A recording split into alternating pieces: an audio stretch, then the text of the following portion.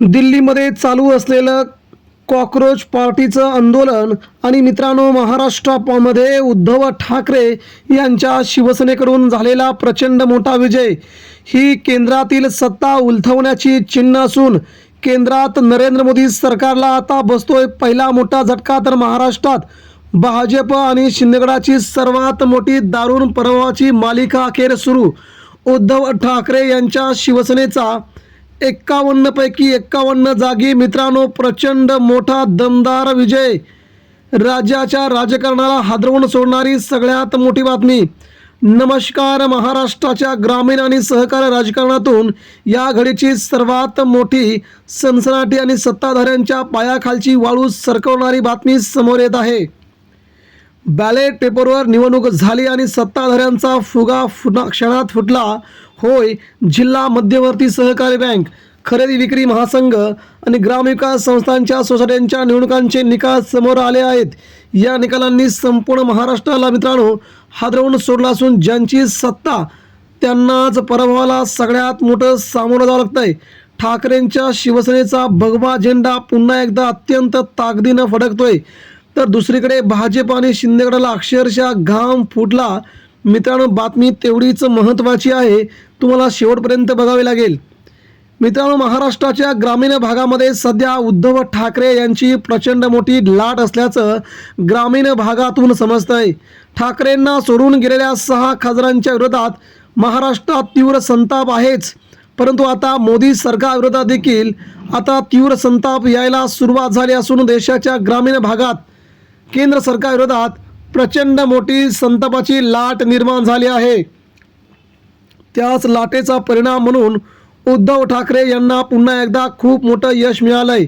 51 पैकी 51 जागांवरती शिंदे गटातला आणि भारतीय जनता पार्टीला धूळ चारत छत्रपती संभाजीनगर, हिंगोली, नांदेड, यवतमाळसह मुंबई आणि कोकण या भागात ठाकरे सेना सुसाट सुटली आहे। जेव्हा जेव्हा EVM ऐवजी बॅलेट पेपरवरती मतदान केलं होतं तेव्हा निकाल काय येतो, जनतेचा खरा कौल काय आहे, हे आजच्या या निकालांनी सिद्ध केलं आहे। त्यामुळे मित्रांनो, या देशामध्ये का निवडणुका बॅलेटवरती पाहिजेत हे पुन्हा एकदा सिद्ध होत आहे। बातमीतील महत्त्वाच्या या क्षणाकडे जाताना मित्रांनो, सहकार क्षेत्रावरती उद्धव ठाकरेंचं तसं वर्चस्व कधीच नव्हतं। राष्ट्रवादी काँग्रेस पार्टी आणि काँग्रेसचं महत्त्वाचं वर्चस्व असणारं हे सहकार क्षेत्र या भागात काँग्रेस राष्ट्रवादीला सोबत घेऊन उद्धव ठाकरेंनी मराठवाडासह विदर्भ सुसाट केला आहे। छत्रपती संभाजीनगर, हिंगोली, नांदेड, यवतमाळमध्ये भाजप शिंदेगडाचा दारुण पराभव झाला आहे।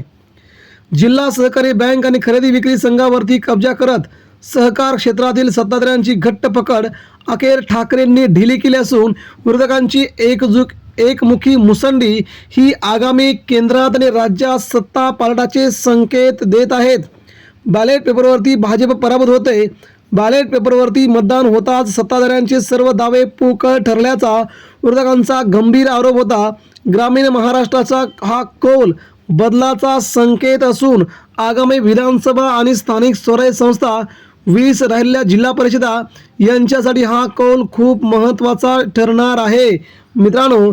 त्यामुळे सहकार क्षेत्र हे महाराष्ट्राच्या राजकारणाचा आत्मा मानलं जातं। जिल्हा बँका असतील, तालुका बँका असतील, खरेदी विक्री संघ असेल किंवा विविध कार्यकारी सोसायटी असतील, ज्याची सत्ता त्याचाच ग्रामीण भाग महाराष्ट्रावरती ताबा असं क्षेत्र महाराष्ट्रामध्ये गेल्या कित्येक वर्षांपासून आहे। परंतु आज या क्षेत्रात ठाकरे सेनेने असा काही करिश्मा करून दाखवला आहे ज्याने सत्ताधारी महायुतीचं धाबं मात्र पूर्णपणे दणाणलंय।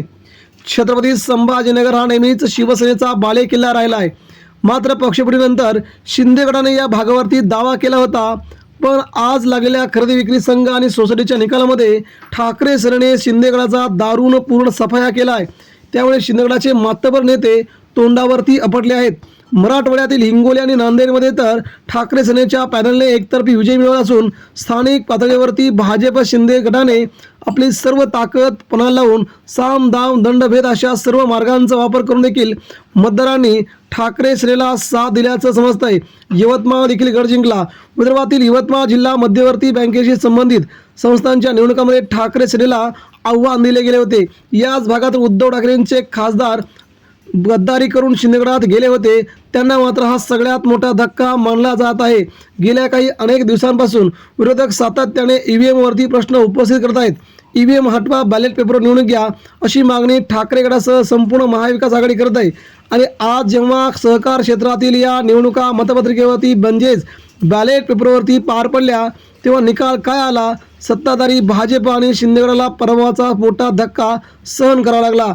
या सगळ्या निवडणुकांच्या क्षेत्रामध्ये मित्रांनो पुन्हा एकदा ईव्हीएम विरुद्ध बॅलेट पेपर हा वाद पुन्हा एकदा निर्माण होण्याची शक्यता आहे.